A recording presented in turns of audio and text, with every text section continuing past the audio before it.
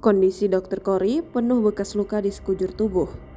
Kabar terbaru soal kasus Dr. Kori yang jadi korban kekerasan dalam rumah tangga atau KDRT oleh suaminya.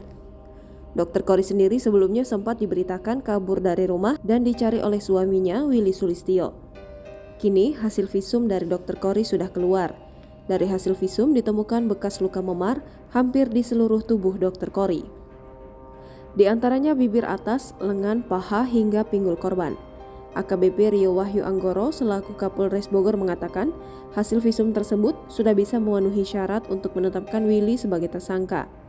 Barang bukti ada 2 buah pisau dapur, keterangan visum et repertum sudah memenuhi. Itulah yang menyebabkan korban meninggalkan rumah dan mencari perlindungan ke P2TP2A, ujar Rio saat konferensi pers Jumat 17 November 2023.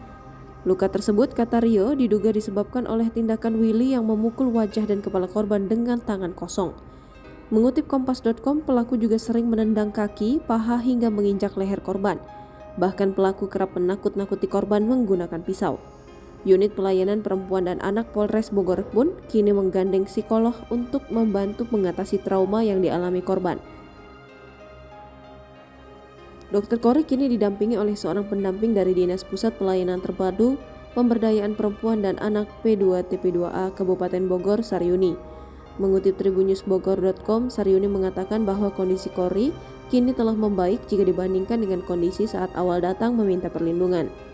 Alhamdulillah kondisi sudah stabil tapi belum 100% karena masih belum seimbang, ujarnya kepada wartawan Jumat 17 November 2023. Suryani juga mengatakan Kori alami trauma dan lebih banyak diam. Trauma psikisnya lebih banyak diam dan tidak mau komunikasi dengan siapapun, ungkapnya. Download Tribun X sekarang, menghadirkan lokal menjadi Indonesia.